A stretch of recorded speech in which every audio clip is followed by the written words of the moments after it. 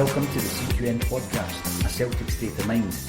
I'm Paul John Dykes, and this week I'm joined by Kevin Graham, who's had a well-deserved break over the last couple of weeks. But don't worry, Kevin, because you never miss much. A Celtic State of Mind continues to evolve, and we plan to broadcast 2 hour-long episodes a week, with the big interviews going out separately on a Friday night. This week I have an appointment to speak to a rock and roll star, and if all goes to plan, this interview will be available this Friday. All of that a little later, but first of all, let me welcome Kevin Graham back to the show as we digest one of the most controversial European ties in recent history. Kevin, what has been lost over the last week is what happened on the pitch against Linfield. Our first competitive game at Celtic Park, some new faces on display. What did you make of, first of all, the absence of Stuart Armstrong from the starting lineup? I think the absence of Armstrong was not really a surprise. Rodgers' reasoning for it is not really a surprise. We do have a lot of games to play, and also the signing of Encham is he plays in Armstrong's position. We've spent an awful lot of money on him. It's quite obviously that he's been bought to be a first team player. He needs games, and he was played in a tie that was basically finished. There was no need for any fluidity. There was no need for any uniformity in the team. You could play him for 60 minutes, and it wasn't going to make the slightest bit of difference to the end result. So I can see why Armstrong was left out. I can also see why people are putting 2 and 2 together and maybe getting 5, but we play an awful lot of games. We do. And that's something that Rodgers has got to manage. I mean, last season 55 games I think it was. So, and I had spoken about the fact that a huge chunk of those games did involve the same group of 11 players or so. Armstrong probably didn't start the season as a first choice. He certainly didn't start the season as a first choice. He would be now, but we played a kind of meaningless friendly against Lyon, but what came out of that was that we seen some action from Cham, and we also seen the youngster coming in who was signed from Ipswich, completely changing Brendan Rodgers' view on maybe the part he's got to play this season. So it went from a pointless friendly to being quite a useful process of identifying 2 players that then made an appearance. How impressed were you with the 2 new guys? I never saw any of the Lyon game. I never saw any Lyon game. Obviously, I saw both Linfield games. When the first game, Encham against Linfield, he looks big, he looks strong, he's got a bit of ability at his feet, he likes a shot. But again, I never really got the smell for him. I need to actually see him on a park, watch him in real time, know on the telly. But he looks decent enough, and I saw him last season when he played for Genoa. I watched quite a bit of Italian football, so I know kind of what we're getting. But it's going to be interesting what role Rodgers sees for him. Rodgers has already says he sees him as a number 8. Right. I would maybe see him more as a number 10, but Rodgers sees him as a number 8. So we just need to see where that goes. With regards to Benny, he had a wee cameo role the other night. Again, he's got quick feet. He reminds me of an awful lot of players now, English players now, who come from round about the inner London area. They've all got quick feet, they're all like a wee drag back, they've all got a bit of skill, bit of step overs and that, which is developed playing in the cages that they play in down there, the pods that they play in. And again, it's really, really interesting that Rodgers was considering putting him out on loan, and now he's went, well, I've seen him, we're going to leave him here for 6 months, then we'll see what happens with him. Maybe it sounds like the guys maybe came in and impressed. Well, he obviously has came in and impressed, but then it could just be his adrenaline, signing for a big club, new life, opportunity, going to be the thought of playing in front of 60,000 fans. He's a young laddie, hasn't played a lot of football, so that adrenaline might wear off and he might need to go and progress somewhere else. Hopefully he doesn't, but we just need to wait and see. Again, but where do we see him fitting into the side? Well, this was my next question, because there are other midfielders who we've not mentioned who may or may not be here in the long term. One of the biggest disappointments for me, and this will bring us on to the Rosenborg fixture, was probably the lack of action that we've seen from Liam Henderson, who was loaned out to Norway for a period and done very well over there. Is Benny going to step over in terms of being the next in line? Somebody like Liam Henderson, who I don't think we've seen a great deal of under Brendan Rodgers, but when we have seen him, I've been again quite impressed with him. I've been impressed with Henderson. I've been impressed with Henderson since he broke into the team. He also done well at Hibs when he went on loan to Hibs as well.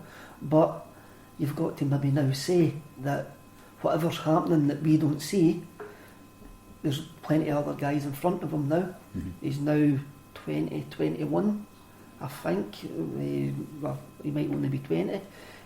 But maybe for the sake of his own football career, it's not going to happen at Celtic for him. Rodgers keeps on going about Champions League quality.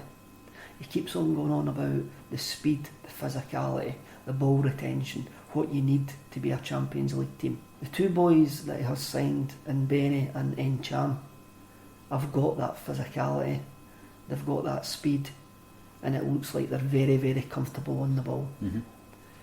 It could just be that the squad's evolving and guys like Henderson, Beaton, maybe even Callum McGregor could find themselves even more marginalised this season than what they were last season.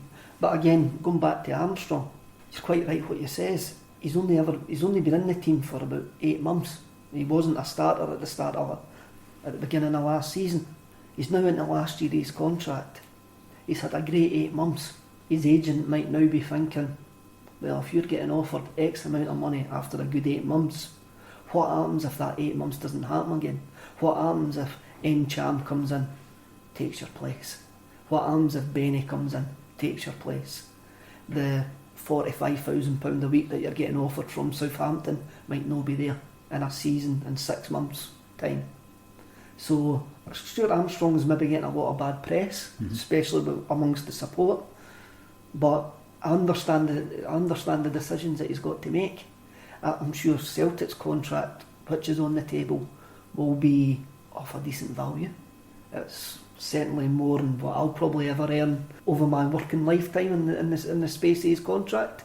It will set him up for life. I'm sure he probably already is set up for life. But again, the money it's getting offered down south would turn anybody's head. And I'm not going to slag a player who is in an upward trajectory getting offered silly money to go down there. It might work for him, it might not.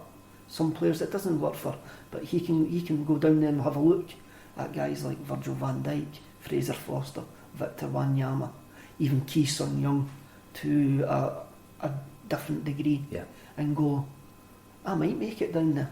I might get my 45 grand a week, might go up to 60, might go up to 70. I might get a top 6 club. And you might look at young Robertson, another ex-Dundee United player who has used the whole City move, maybe not by design, but it's been used almost as a stepping stone into the top 6 to 8 clubs with a big move to Liverpool. He must be looking at that because they were teammates as well, weren't they, at Dundee United? It's interesting because again, and Celtic fans know this, it's always been there, the fact that the big English clubs circle like vultures whenever there is a talented player at Celtic Park. It's happened since the 1950s. And I remember speaking to Davy Hay about it because going back to what you've said there, Stuart Armstrong's stock is at the highest it's ever been in his career at this moment in time. It was very much the same with Davy Hay. He went to the 1974 World Cup finals. He was the star man for Scotland in those finals, and when he come back, he'd already had interest from Manchester United and Tottenham Hotspur, and then Chelsea come in. Now, the deal that was on the table for him at Celtic, he was only wanting something in the region of £40 to £60 a week extra, and he would have been quite happy to stay. The Celtic board dug their heels in, so Davy Hay, whilst he was playing for Scotland over in the World Cup, decided that he would set up a different business interest to fill the gap that he was arguing about, and he was going to buy a pub. So he was quite happy to come back to Celtic Park and play, but obviously the money that was on offer down at Chelsea was double what he was getting at Celtic Park. and that's why he left. And he had no choice in the matter. Celtic told him he was going, and that's happened quite a few times. And I think it still happens today. Mm-hmm. That there comes to I've spoke about this before. It comes to a natural point where the player and the club need to go their separate ways, and there has been rumoured stories of Celtic players basically being forced out the door recently, when offers have been received and they haven't been going to sign a contract. The club have went, well, you're going. And it's happened since, as you say, 1970s. It's happened since the beginning of professional football, that players have went down to England. Armstrong's got a decision to make, and whatever his decision is going to make him a very rich man. But he has always says that he's wanted to play in England. He even says that when he signed for us, that he wanted to play in England. And I think this opportunity is maybe coming very, very soon. I think if he looks at the situation at Celtic and has a look at the players that are there, he might decide that he's going to leave when his stock, as you say, his stock is at the highest. Now, and I can't blame him for that. No, this is the thing. You mentioned it last week. Armstrong doesn't have that deep-rooted love of Celtic Football Club, having not been brought up as a Celtic fan, and he's got a short career. And if the deal's on the table and it happens, then Celtic fans maybe initially will be disappointed. But I think in that position, as you say, we're pretty well covered. We've got other new talents that might come to the fore as well as that. It'll be a big loss, but the Celtic team that we have at the moment as a squad is extremely strong, and we'll overcome that. I'm not going to deny that it will be a big loss, and I'm not going to deny I want him to stay. I really want him to stay here and progress.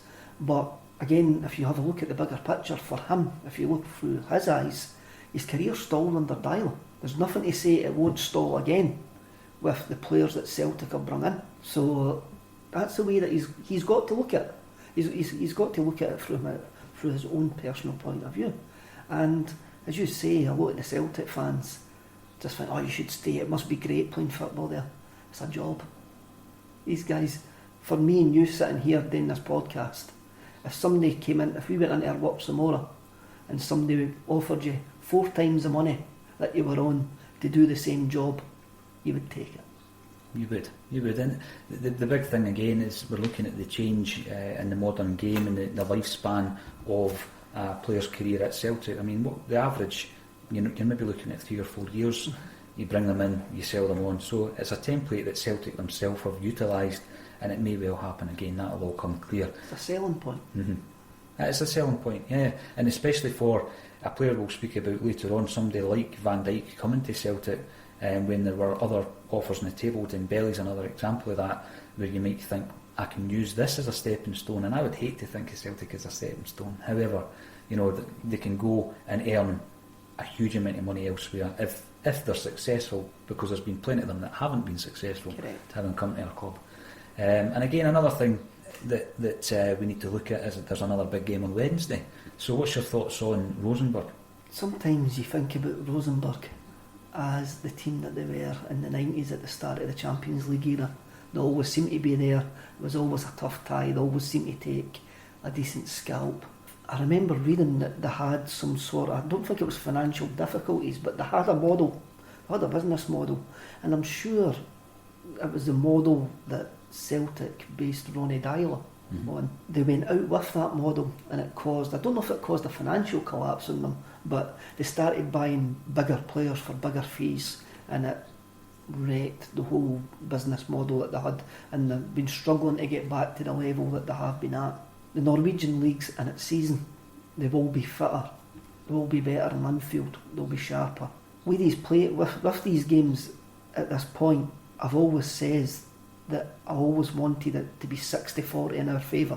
It'll never be 90-10, 80-20. I always just want it to be 60-40 in our favour, and feeling a bit more confident going into these games than what we have been in previous seasons. I'm more confident this year than what I was even at this point last year. Yeah. The Astana game last year we struggled against Astana. People forget that. But I'm more confident that the team's in a better place. We've had a year of Brendan. They understand where we are. we understand what he's trying to do.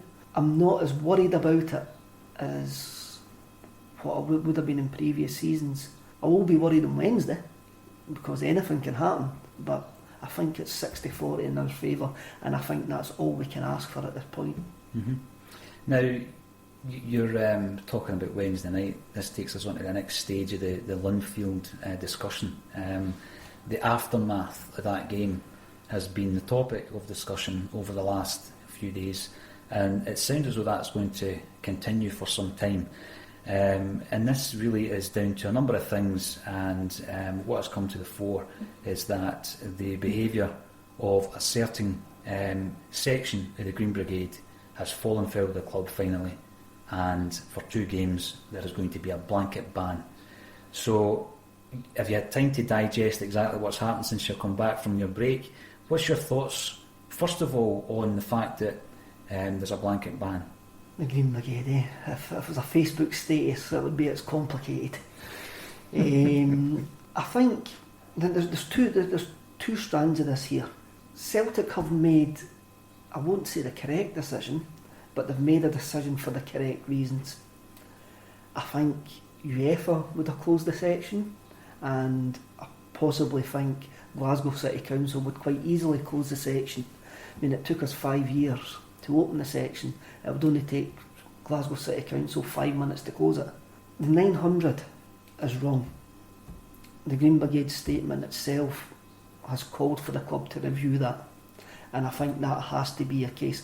Yes, there has to be some punishment for what they even admit knew was going to get them into trouble. Mm-hmm. But to ban 900 for 2 games, I think is an incorrect decision. Celtic have handled this whole thing badly. Really, really badly from the outset. Since the draw's been made, they've handled this badly. For me, Wednesday night was all a coming to the head of them not taking tickets for Belfast. They poured petrol on this game and stoked it up to a level that they should never have stoked it up to. Probably not deliberately, but just by their lack of communication, their lack of action. Not taking tickets for Belfast, and like what's came out. Celtic have gave a statement. Police Service Northern Ireland says no, we were quite happy for the Celtic fans to come on the Friday. It's just caused a big bit of confusion. He says, she says. Oh, here's the truth. Somewhere in the middle. Truth's always somewhere in the middle with this stuff. Why Celtic never came to the wider support and says, what do you want us to do? This is the information that we've got. Mm-hmm. This is what happened in the pre-match meeting. What do you want us to do? Our advice would be not to take tickets, but if you take tickets and X, Y and Z happens, then we're going to get fined. It's ironic that we're going to get fined anyway. It's ironic that we're going to get fined for what happened at Windsor Park because of the players, which Celtic never took tickets to stop a fine, and we've ended up getting fined. We're going to end up getting further punishment. So would a bit of communication with the support not have stopped us if they would have been honest at the outset? Go, look, this has got a potential to be a flashpoint. If we take tickets and you do this, sing this, do this, we're done. If we take tickets, we want a guarantee that he's didn't do any of this. Honesty, communication, be honest with the support. This all comes back to last season as well. There was a rumour that Celtic were going to change their away allocations. How the away tickets were allocated, how the European tickets were allocated. Celtic dressed this up as being, we've got 20,000 more season tickets now that want to go to away games. No. There's a silent majority that complain to Celtic about the behaviour of the away support. Celtic wanted to change the allocation policy to change the makeup of the away support. And instead of being honest about this and having a grown-up conversation with us all that go to the away games, they try to do it sneakily. Leaves a bad taste. We're all grown-ups. Get us all round a table and go, by the way, the SPFL have changed their unacceptable conduct. If we sing this and this, it's going to bring us in the sights of the authorities and we're going to end up getting fined, which I'm really surprised never happened last year. Because right at the start of last season, every match delegates reported the Celtic fans singing IRA songs. Don't know why, nothing ever happened, but doing certain things in the away game is going to bring us into the sights of the SPF. Mm-hmm. If Celtic would have came out and had that conversation with the whole support, says, look, this is changed, we're going to need to have the conversation about what we sing and how we behave, or we're going to need to change this. If it continues, we're going to need to change the way that they allocate tickets. Then we have the grown-up conversation about it. That engagement, Kevin, that in this day and age is far easier than it's ever been. You know, they have all the different levels of communication, but they also have associations, they also have heads of groups, they also have a liaison officer. These types of meetings could be set up pretty easily, and it's that lack of engagement in your mind that has accumulated several different aspects of the frustrations that the support is feeling, and it's all come to a head the other night against Linfield. It has. And you mentioned the supporters groups and that there. It's not up to us to go out and tell our members what to sing and what not to sing, no matter our personal opinion. It's up to the club to go, look, this is going to get us in serious bother here. We would rather you don't do it. And we work from their point and the supporters' organisation point of view, and we come to a middle ground. You just don't try and do it sneakily. You just don't try and paint the picture into something it's not. You admit, by the way, we may have a problem if we continue the way that we're going, and you sort it.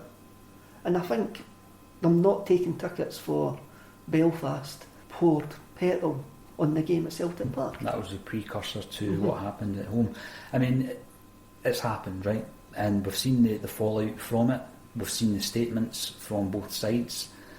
The big question now for me and for many Celtic fans, Kevin, is where do we go from here? Because you've made some very good points as to how this can be dealt with better. Let's look at this as being the watershed moment. How can we now resolve this, and how can we move forward and ensure that these types of problems don't rear their ugly heads again? We need to have a song debate. In my opinion, we've got Irish republicanism is always going to be tied to Celtic. It is always going to be there. Everybody's grew up. One of my first memories of one of my first LPs that I remember seeing in my dad's collection was the Barleycorn, the Men Behind the Wire. I can still see the LP cover with them standing on the, I think it was a pub roof. Mm-hmm. Everybody's been to Green Nights, but has time moved on? Time has moved on.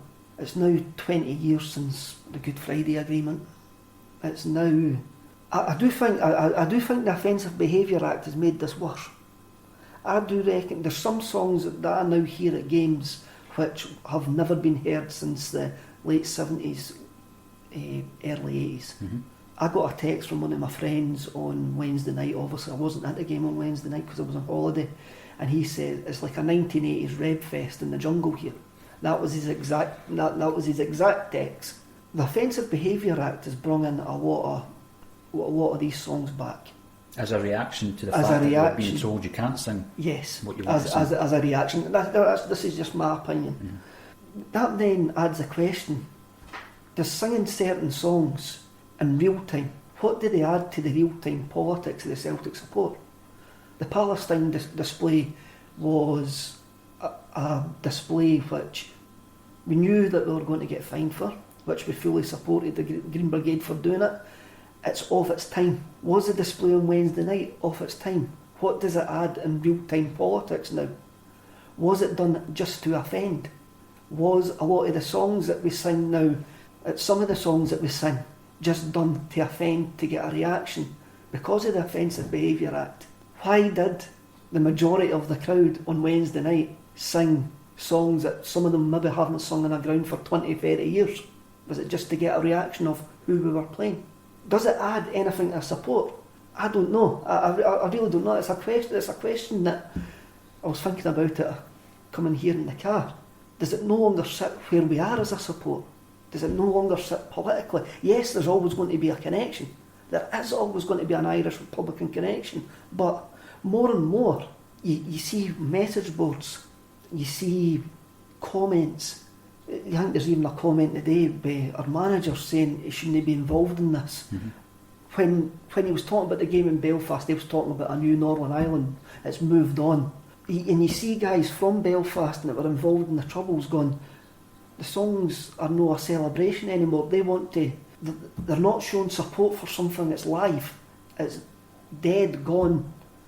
It has to be remembered, and the people who were involved and who supported it will remember it. But you see more and more comments from them now going, we don't want them at the games. We don't want certain songs sung at the games because there's other things happening. Our lives have moved on since that point in the 1970s, 1980s. When you look at some of the footage, I recently watched the 66 Days documentary about Bobby Sands, and when you see some of the footage from late 60s onwards, it's no wonder there was a reaction. But there's a famous saying, one man's freedom fighter is another man's terrorist. We've maybe got to have a look at the reason why these songs are still getting sung. We see ourselves as an inclusive support, but is it really singing songs, some songs, and I'm not saying all songs, is really singing some songs about the IRA really show that we're tolerant? Does it really show they're decisive? They're even decisive amongst our own support now, who have all got probably the same politics. And now we've got to that point, it's a problem. It is a problem. We seem to have sung more over, since the Offensive Behaviour Act came in, about Aidan McAnespie than we have done about Chris Commons. Is that right? Is that where we are? Is that what we want to be seen as? We're always going to have that Irish Republican link. We're always going to have the politics of the oppressed. But in real time, what does singing certain songs now say about us? You have a look at other things. When there's an armed struggle and innocent people get killed, it's always going to be a divisive thing. Folk are going to say it's part of what we had to do to get to the peace process point. Fully understand that. But now, is still singing certain songs at this time just glorifying events that people would rather forget. It's not remembrance. We go on about the whole Poppy Day, whole Remembrance Day, how it's become crass, over the top, a celebration of war which shouldn't really be celebrated. Is singing certain songs just the same as that? We say about the Orange Order, get out of the 17th century. Is us singing certain songs us not moving on, not progressing as a support? It's a good point, Kevin, and again, something I've discussed with you, because when you see the discussion online, and I know it's difficult to have a discussion online, but it is obviously a form of engagement, and it will continue. But what people must realise is that with regards to the Offensive Behaviour Act, that has been introduced for a number of different reasons. And one of the big reasons that people must be aware of is that non-policed football events, or certainly stripping back policing at football events, was an option leading up to the Offensive Behaviour Act. The police, in consultation with the powers that be, have developed a means of ensuring that they will be at football games. And yes, it was Celtic and Rangers that were targeted. Every other club is involved in that, and there are arrests at other stadiums, etc. However, it was profitable. It is profitable for the police to be at these games, as it is profitable for the police to be at an orange walk, an orange march, and that is why they are differentiated. It's total hypocrisy, in my view. But you know, if there's a white paper and you can actually look it up online from a former police chief in Scotland who explains the cost involved, that the police actually profit for policing these events. So if you can profit from an event and it's okay to sing the songs, it will continue. If you can profit from an event and it's not okay to sing the songs, that will continue. It's total hypocrisy. But I don't know if the typical football fan realises that is why these decisions are made. Always had an inkling that the police were heavily involved in the Offensive Behaviour Act, and it was to do with money. But then, as you say, it's hypocrisy, ain't it? Why? And that maybe brings it back to my point that I made, that the reason that some of these songs have came back into fashion is because of the Offensive Behaviour Act. Reacting to it. It's reacting to it. And that was, as you say, it was for the police to make money. For the SNP, it was them to be shown to be tough on sectarianism. We're going to clean up the Scottish game.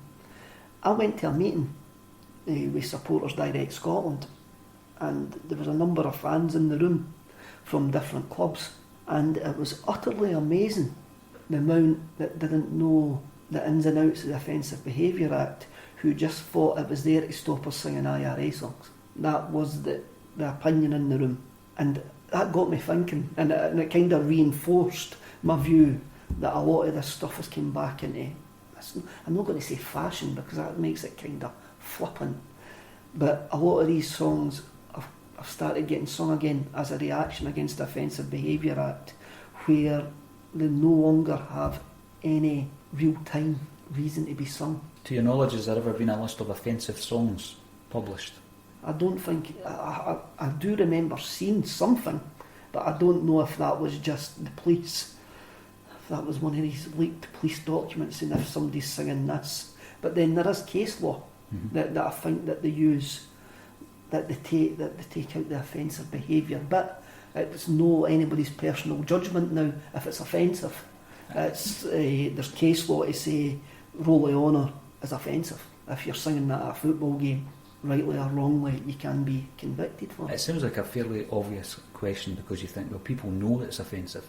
I just think that if there is a list and there is that communication and there is that engagement, and it sets a kind of it's a line in the sand. You don't sing this, and if you do, this is going to be the sanctions, potentially not just from the club but from the UEFA, for example, if it's in Europe.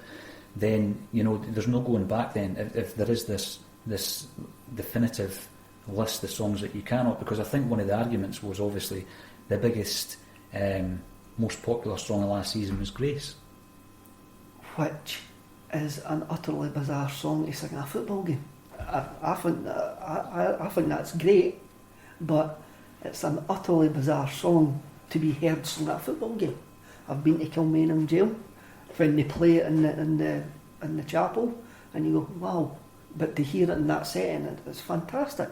But would a list of songs impinges on your freedom of speech, which a lot of the opposition to the Offensive Behaviour Act was about. You can't tell me what I can and what I can't say. Well, I'm not arguing with that. I'm not arguing with that point of view. I'm not arguing with anybody's right to enjoy listening, singing these songs. We have to put it in the context. We're now in 2017. Last time I looked at the window, it's no 1972. Do these songs, yes, they play a part in our Celtic culture, but do they really add anything to our political side now, being sung on a regular basis, apart from a get it up you to the police, the authorities, and to some opposing fans? I don't know. I can't say the mindset of why people, why other fellow supporters feel the need to sing these songs or sing. I'm making it sound like I'm against them singing these songs. I'm just trying to have a look at a point of view. Go, Celtic are more than a club. The political side is always going to be there. And as the Green Brigade says, the political side is always going to be there. Yeah. But there's more and more guys who were involved in the Troubles are now coming online and now saying, we don't want to hear them. Things have moved. And it's maybe a conversation we've got to have as a wider support. It's maybe a conversation that we've got to have it. And I think the Green Brigade statement was asking for that engagement. They want to sit down in the club, they want to engage, and I think now, if this is the worst it's going to get, it's about time that the two parties were able to sit down, and there needs to be an agreement, and they need to work together to a degree to ensure that all the great things that Green Brigade do and have done are not lost from Celtic Park. But there's got to be an agreement between the Green Brigade and Celtic Football Club as to what can and can't be done. I love the Green Brigade. They're fantastic. They're trailblazers in Scotland for the ultra movement. They've got to have that wee bit of devilment, or it dilutes them. If you have a look, there's other wee ultra groups in Scotland as well. I think there's a problem in Scotland as a whole how to handle these groups who have been brought up on watching YouTube footage of ultras in Italy, Turkey, wherever they're watching. That's how they see following the team now. They see it with that passion and that colour. Whereas when me and yourself were growing up, we saw the jungle. The jungle hasn't been there. A lot of these guys, the stadium's now 23-year-old. That makes me feel old actually saying that. They never saw the jungle, but what they've actually seen is the visiting ultras, the Dedryck, Juve, the Germans, the German ultra scene in that.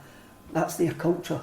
And maybe it's Scottish football that's maybe got to adapt and go, all right, we need to make sure that we accommodate these guys.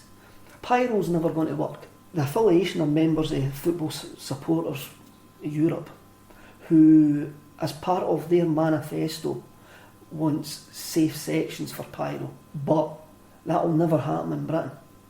Supporters Direct in Britain have said that.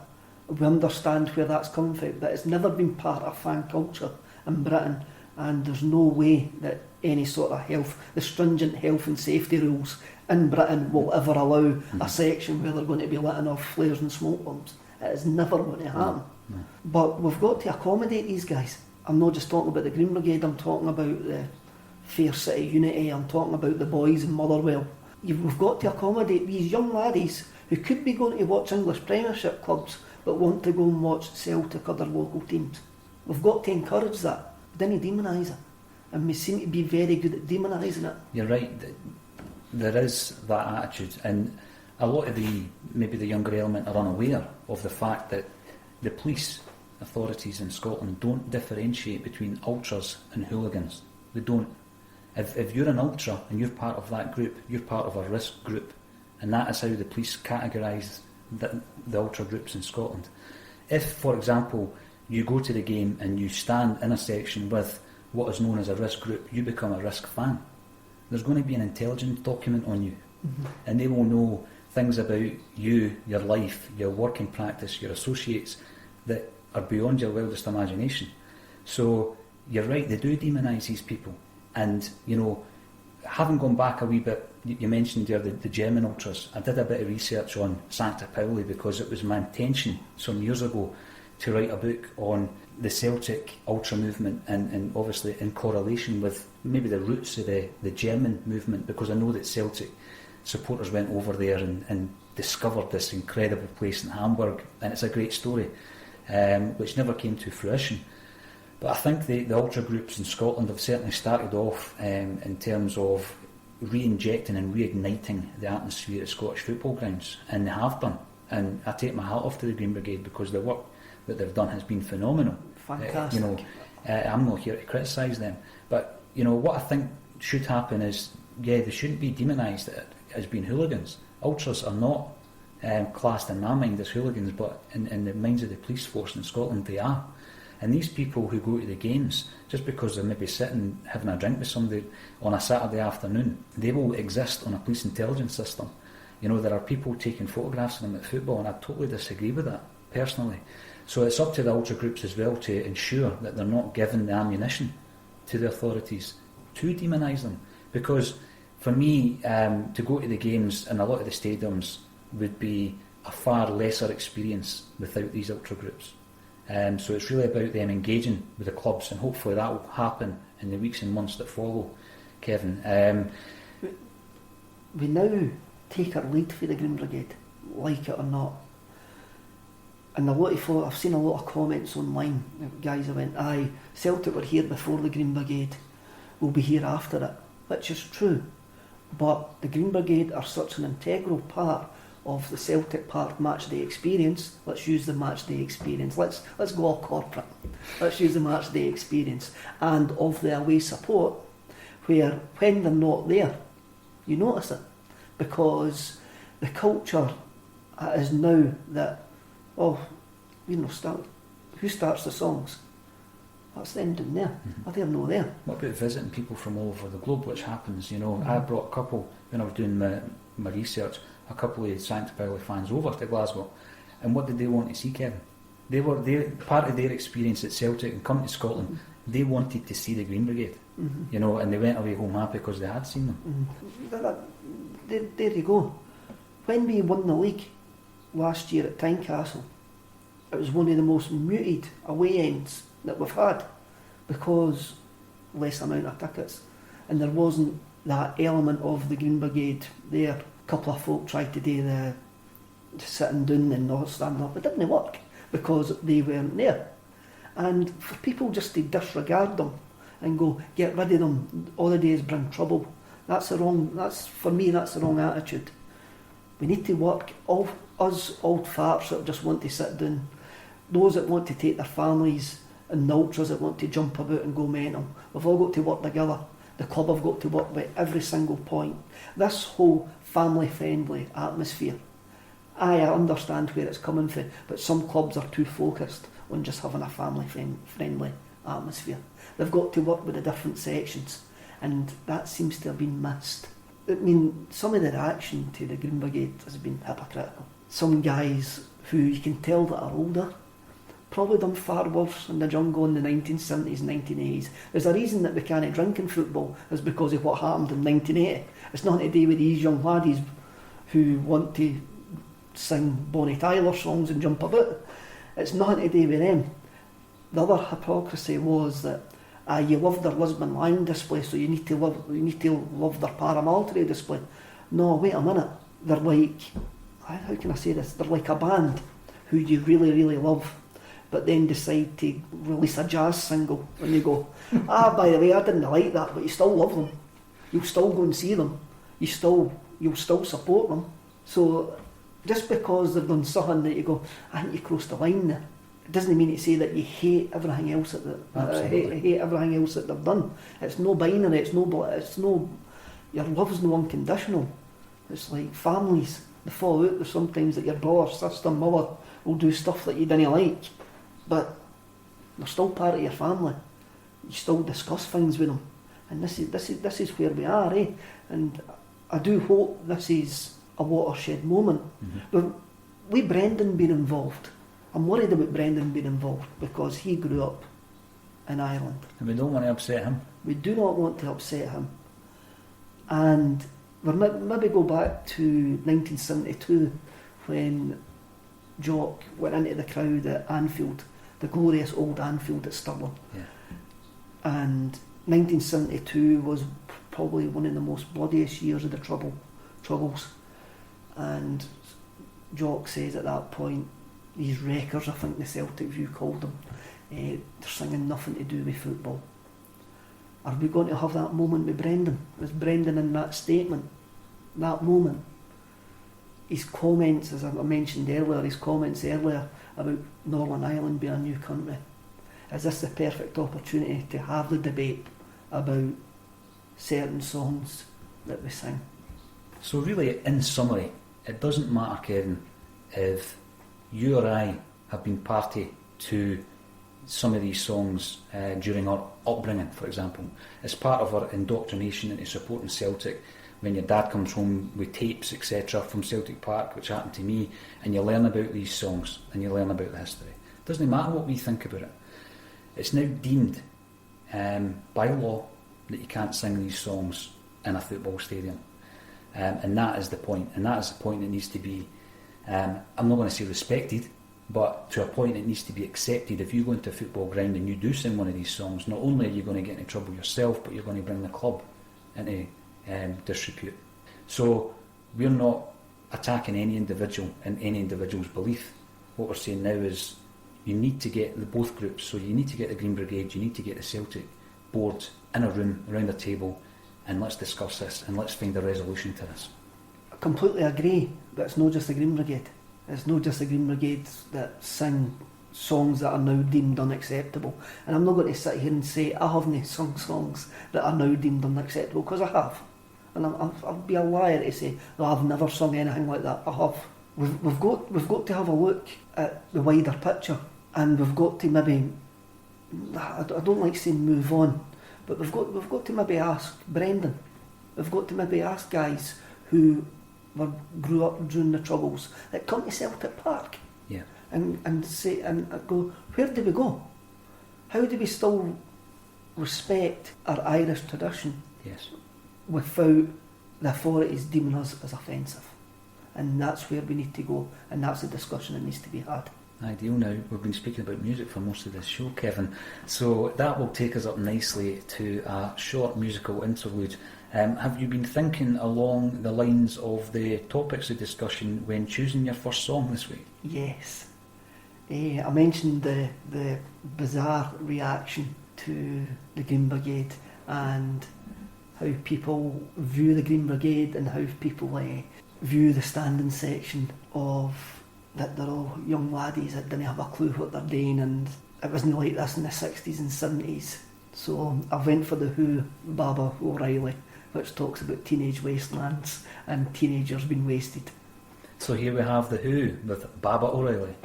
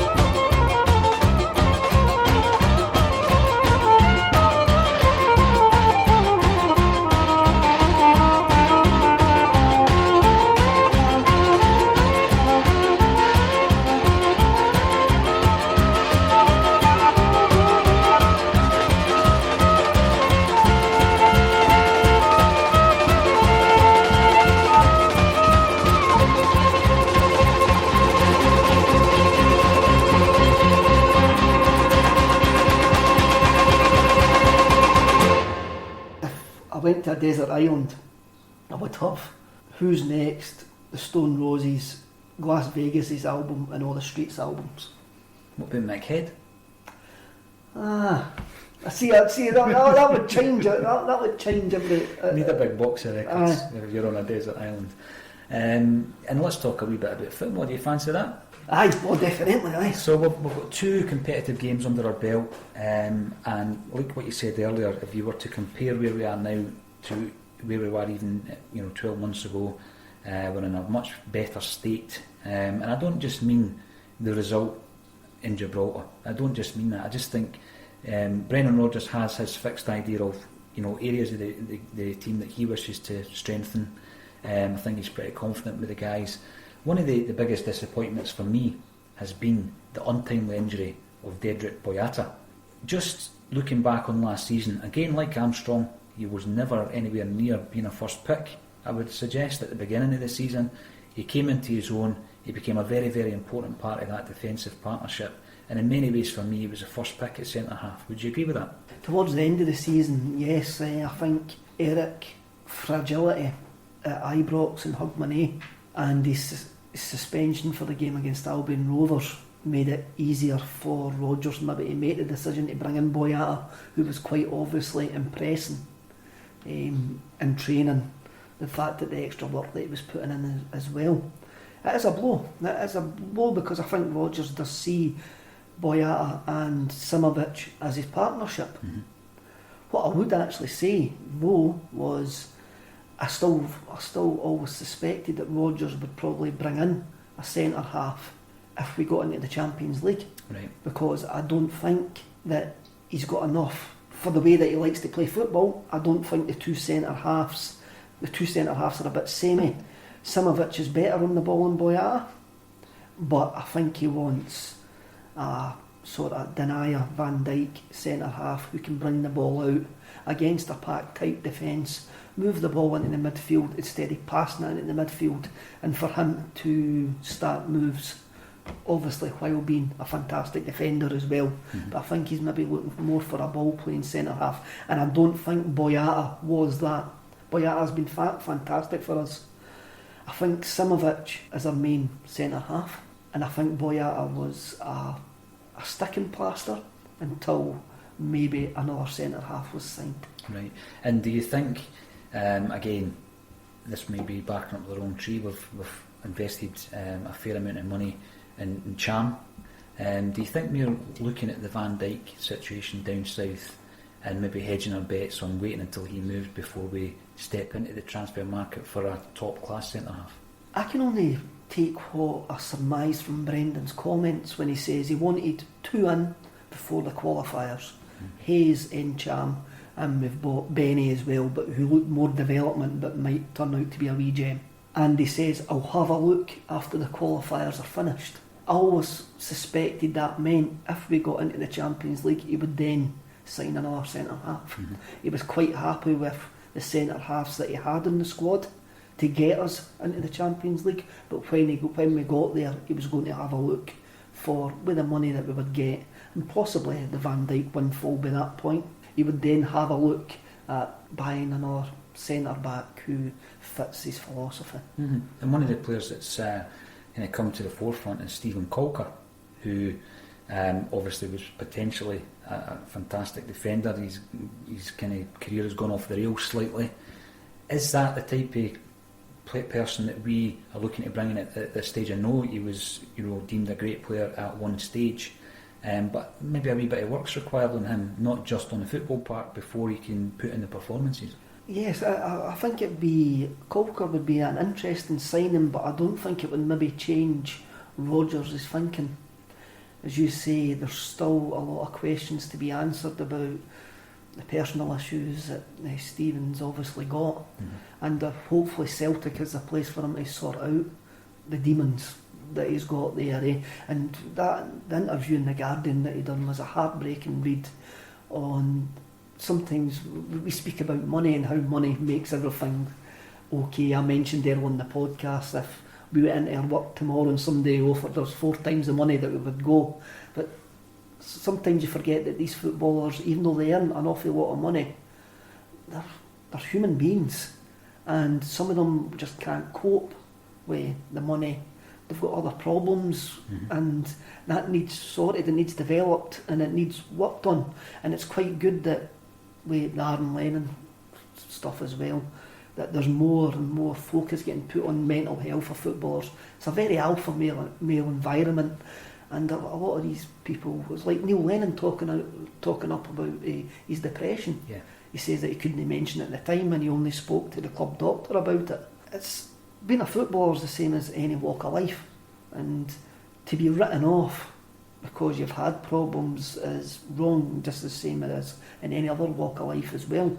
So if Colker does come, I'm sure I read somewhere that he's at Lennoxtown at the moment, and we manage to turn him round, he manages to turn himself round with our help, then fantastic. We've got a really, really decent football player who may enjoy playing football again, because that seems to be one of his big problems, that he doesn't seem to enjoy playing football. This is the thing, and I think people are more accepting and understanding the fact that there is no prejudice when it comes to that mental illness, and there's been a lot of more recently players coming out and speaking about it, which is great to raise the awareness of that. And if Celtic have that area that he can come into and feel comfortable in assisting his recovery, then that would be fantastic, because his earlier career, he looked like a right gem of a player. Again, he's worked under Rodgers. He obviously respects Rodgers. He's quite pally with Scott Sinclair as well. Sinclair's been very vocal as well. So come here, learn to enjoy life again. So good luck to the fella. Hopefully if it's with us. If it's not with us, I just hope he sorts himself out. Yeah, and good luck to him in the future. But one of the other guys we mentioned is Virgil van Dijk, who's making the headlines that he's forcing a move from Southampton. It's inevitable that will happen. It always seems to happen when the situation gets to this stage. What was your kind of thoughts about Virgil while you were going and watching him? I mean, personally, I thought one of the finest centre-halves that I had seen in my 30 years of watching Celtic. Definitely. When he came on for his debut at Pittodrie, first thing that struck me, I went, wow, he's a unit. He was some size. Then he was just graceful. He got the ball, he was comfortable on the ball, he was good in the air, he had pace, he had the power. He was a modern day footballer. And you were like, wow. After about 3 or 4 games, it was a Wanyama situation all over again. Like, we're not going to hold on to you. You're just too good to be here. Him and Denier's probably the best partnership I've seen at Celtic Park. Yeah, you mentioned that. Yeah, I mean, I think that there's often a time where there's a perfect fit for the number 2, if you like, talking about Denier, and it really brings him on as a player. And I think that's what happened with him with Van Dijk. He was learning from Van Dijk and he was benefiting from playing alongside him. Both of them were extremely comfortable in the ball. Both of them were extremely comfortable bringing the ball out. But Van Dijk you could see that he had it. And I remember speaking to quite a lot of people at my work, and I've got a few Arsenal fans since 2012 at my work who I've told them, because they no longer watch Scottish football, and I told them, I says, this boy could play for you. I says, this boy's an Arsenal player. And they're going, he's playing in Scotland. I says, I'm telling you, this boy could play for Arsenal. He could also play for Barcelona. He's got the attributes to play at that highest level. Obviously he needs to be stepping stone in there, because these clubs now no longer... They're a bit wary, aren't they? They're a bit wary buying, especially Wenger. Wenger seems a bit wary of... I thought Wanyama was a perfect player for Arsenal as well. These clubs seem a bit wary buying players direct from us. And that maybe will only change, because the money's no object. They can easily pay 60, 70 million pounds if a player goes down there and proves themselves. It's like a 3-stage, isn't it? As what looks like Virgil is going to happen with Virgil. It's no surprise to me that he's on strike. He virtually done the same at Celtic, and I think it's common knowledge that he was lost, and Celtic knew that the time was right to sell him after Malmo. They'd lost him as a player, and he had seemingly tried to leave in the previous 2 windows as well. He had made options that he wanted to leave. So his antics, shall we call them, down at Southampton just now are no surprise. Must be a Dutch thing. It's got to be a Dutch thing. And I still think he'll end up at Liverpool. I think that deal's virtually done. He'd be a perfect fit there, wouldn't he? Yes, and it would be a coup for Liverpool. It would be a big signing for Liverpool, because if Man City were interested, Chelsea are interested. For Liverpool to get Virgil van Dijk maybe shows Liverpool are maybe on the next level. And the other player I was hoping to discuss is someone who is and was a fan's favourite. Emilio Izaguirre has left the building. Is he a cult hero though? Is he a cult hero? We're going to do this every podcast. Every player. What do I vote? So Emilio is gone. 7 years at the club, achieved a hell of an amount. Loved the club. I think he properly fell in love with Celtic, didn't he? He did. 251 games, 6 league titles, 2 Scottish Cups, 2 League Cups. Fair wee haul, eh? He never regained his first season though. No. After his leg break, he never. That first season, he was like the wee mighty atom charging up and down that wing. That was a horrific break, wasn't it? It was. He never regained that pace, that sort of bravery that he had in that first season. It was no surprise after about 3-4 months of that first season that they were talking about him going for big money, because he had arrived with a decent pedigree. He had played in the 2010 World Cup. But he had everything that we love in a fullback. He went forward, he was committed. He was a Celtic type player, and he bought into us as well. He loved it. He absolutely loved it. A lot of players probably would have left before now, especially with the emergence of Tierney. He got a League Cup winners' medal last year as well. He did have his faults, especially under Dyler, but I think a lot of it was maybe glossed over with Dyler because the team was not playing well anyway, but the leg break probably stopped him reaching the heights that he should have done. I remember speaking to someone in at Celtic Park who told me that Fergie was watching him in his first season. You know, they were looking at bringing him into Manchester United. That's no surprise, really no surprise at that time when he won the Player of the Year. Yeah. He won the Player of the Year that season. Still remember the run that he made for Gary crossing the ball to Gary Hooper. Where I sit at Celtic Park, I sit in 4-1-2 and I looked down that wing that he used to attack in the first half, and that run, you could see him charging, and it was just fantastic. And the ball that he put across, I don't think you could get a better, you couldn't ask your fullback to put in a better ball than that, right along the 6-yard box. Keepers can't come for it. It's sold the defender, and Hooper slides in at the back post. Who can also forget his penalty kick when he was going for his hat-trick and just decided to try to kill somebody in the Celtic end. The thing is, we've had a discussion before about the way the modern game is going, and how in 10 or 15 years' time we're not going to have these anniversary dinners where all the whole squad turns up, which hopefully we'll have this season with the centenary team, because you know these players are from all areas of the world and they go back to their home countries, etc. There are some of these players who come into Celtic with no knowledge of the club or very little knowledge of the club, and they do get the bug. And I think we spoke about Samaras last week, who's probably one of those guys, and Emilio's definitely one of those players, isn't he? Well, you've got the footage of him whistling the Celtic song up and down the hotel corridor, He is one of those boys, one of the players that probably will come back as a fan in some sort of capacity. He will come back quite regularly, I think. I mean, his farewell tour last season, the season before, was 3 times I think he was in tears that day at McDermott Park, and the Green Brigade had his banner, and then he stayed for another year. Good luck to him. I'm sure that at 31, I'm sure he's got a nice wee nest egg going to Saudi Arabia, and he'll always be welcome back at Celtic Park. He certainly will. And I think, again, we're losing another very capable left back. Would we now be looking at that position, Kevin, to say, well, we're maybe a bit short at left back now, we need to bring somebody else in? I would think so, unless Rodgers sees something in any of the development squad that can step in at left back at any point. Unless one of the centre back, he's played free at the back a couple of times. He's maybe earmarking one of the left-hand sided midfielders.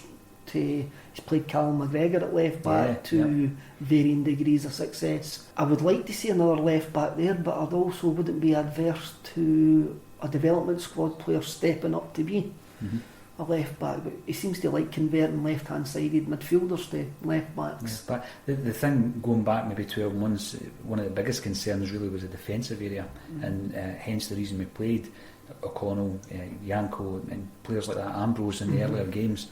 We're now in a situation where you felt every position was kind of well covered. We had two guys that could probably play just about anywhere across the back four. Gamboa's injured, Izaguirre's away, Boyata's injured. Simunovic and Lustig in the last few years have had their injury problems. This is probably the slight concern I've got, and hopefully, when he goes back into strength, it'll be along the back four. But again, the reason that we're talking about Emilio's departure is undoubtedly due to the emergence of young Kieran Tierney, who we talk about on a regular basis. What can he do this season, do you feel, to improve on what we've seen in the last few seasons? I think Kieran's development is going to be more physical. I still think he looks a bit slight, especially when you saw him out for Scotland against England, up against England's elite. He still looked a bit slight. I think Kieran's development, I would sometimes like to see, I don't think his distribution's the best at times. Sometimes he likes to punt out the park, which is fantastic. I love a defender that will just punt the ball out the park and go, right, we'll deal with the consequences later. It'll be interesting guys will get tighter to him. He's no longer a surprise. Like every fullback, their crossing can always be better. I would maybe like to see him add goals. So you should maybe look for 4 or 5 goals for your fullbacks. Big Lustig chips in with a few. He does. So I'd maybe be looking for Tierney to add goals to his game. It's not a big thing for a fullback, but the way that we play, he does get into positions where he does have shots. So I'd maybe 4 or 5 goals, maybe for fullback position, but just develop. I think another wee year in the Champions League. Tough away games in the Champions League will help him. And his adaptability has been impressive.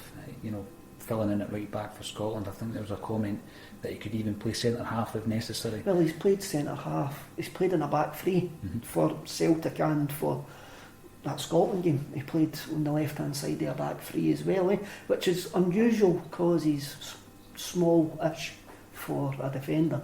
I think he will develop. Hopefully he will develop. His progress has been quite rapid.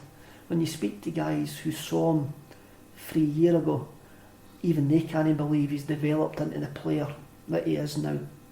And I do think, I don't know if this is true or not, but I do think Chris McCart was going to let him go. And it was Ronnie Dyler that says no, we'll hold on to him. Wow. But then these things happen all the time in football. I remember, again, being told a story.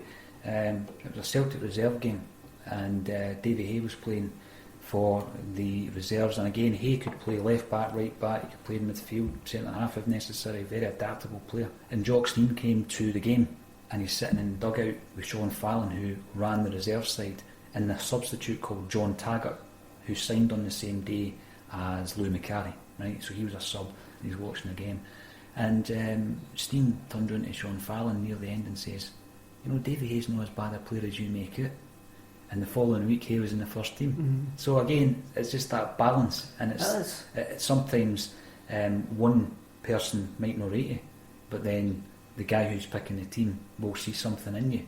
Thank goodness they did in Tierney, because I'll tell you, definitely. But then that could have been down to Izaguirre, the weakness in Izaguirre's game, that Dyler saw something in Tierney that it could replace Izaguirre. That was an area where Dyler says, I think he's ready to step up to go to do that. Again, it could be just something as simple as Tierney training with the first team and Dyler's seen something. But again, he gave Tierney his chance. So I need to thank Ronnie for it. McGregor as well.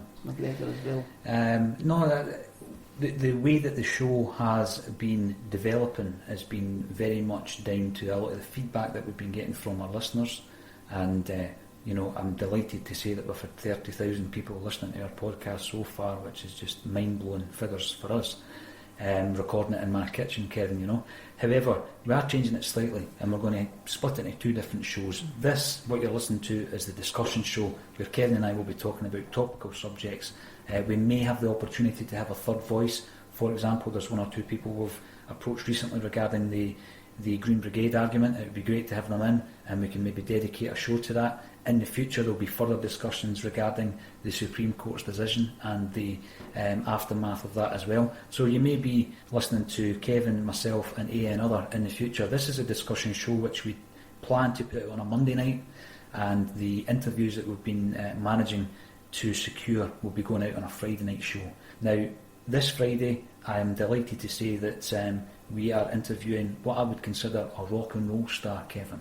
Another great rock and roll star with a Celtic State of Mind, in actual fact, is Bobby Gillespie, one of my favourite frontmen from way back, you know, late 80s, early 90s. And I've been looking to choose a Primal Scream track since we started doing this podcast a few weeks ago, because they are one of my favourite bands of all time. Definitely. One of the greatest bands I've ever seen live. I've seen them down at Reading Festival in 2000 on the weekend of the 6-2 game. I missed the 6-2 game, I was at Reading Festival. They played the Reading Festival, the 6-2 game. There was a Glasgow Green Festival as well, and they played that as well. That must have been the Saturday. Same weekend. Must have played that on the Saturday, and the 6-2 game was on the Sunday, because I stayed in Glasgow. I went to the Glasgow Green gig, the Primal Scream at that. The Primal Scream from 1997 to 2002, I'm going to say, when they had Manny joined and Kevin Shields were the best live band on the planet. And Manny was described as the best Bosman signing of all time by Bobby Gillespie. Perfect. Probably couldn't have described it better myself. Manny suited the Scream. He did. Manny really did suit the Scream with his bass prowess, and he'll maybe end up back there, who knows, depending on circumstances. But the Scream at that point were a fantastic live band. They were a really, really challenging live band, and they were at the top of their game. I saw them countless times. Songs like Kowalski, Swastika Eyes. Swastika Eyes is just evil when they done it live. Mm-hmm. It was really, really powerful, in your face. And to see them on a festival setting, middle of the day, still giving it full punk rock, and like playing stuff like Accelerator, and Kevin Shields is getting noises out his guitar that shouldn't have come out of guitar.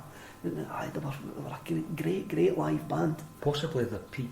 But then they'll always be remembered for Screamadelica because... Oh no, 97 to 2000 is their peak. Yeah. That is their creative peak. Mm-hmm. If the Primal Scream hadn't had that period, you would never have got Kasabian. I'll say that, and I've always said that. And going back to the album that seems to be the one that's always in the lists of greatest albums of all time, most influential albums of all time, there's an interesting wee anecdote that I heard. The artist that designed the front cover of... It's like a sunburst, and it's a face on the sun, and I'm being shown a tattoo here that Kevin actually has that on his left arm, which is mightily impressive. And the original T-shirts, of which you have one, were great, you know, emblematic of Primal Scream and of that whole Manchester Acid House thing back in the day. And I remember the artist who painted the picture of which that sun appeared is a guy called Paul Cannell. Mm-hmm. He was a tortured artist who actually committed suicide, sadly enough. But they used that tiny wee emblem, and they put it originally on a blue background. So the front cover of Screamadelica was blue, and that was Alan McGee. So Bobby Gillespie was getting shown the artwork, and he says there is no way that album is going to be released with a blue background, and it needed to be changed to red, which is the image that has become iconic in musical circles. You mentioned Manny. One of the first videos that Manny appeared in was a single, and it's that single we're going to play now. This is Primal Scream with Star.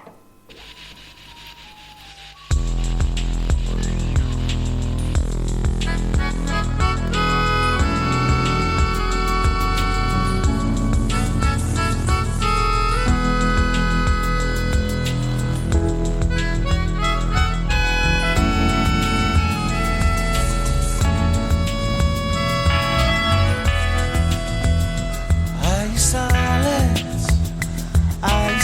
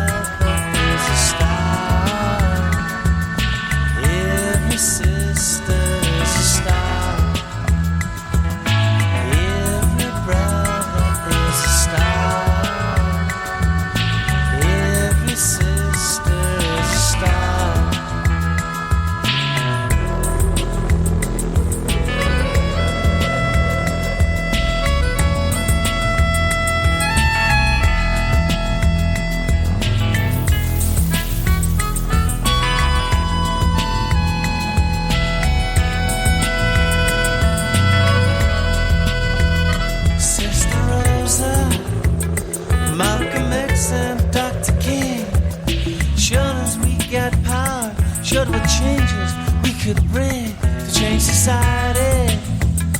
You have got to change the law. The bodies may be gone, but their spirits still live on. Every brother is a star. Every sister is a star. Every brother is a star. Every sister is a star.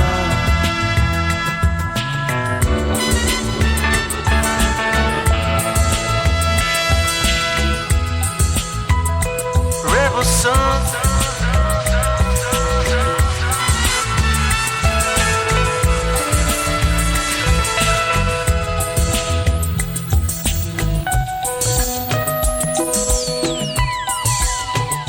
For the dreamers, rebel souls in future days, be brave and strong, keep keeping up, be conscious in the chaos, the Queen of England.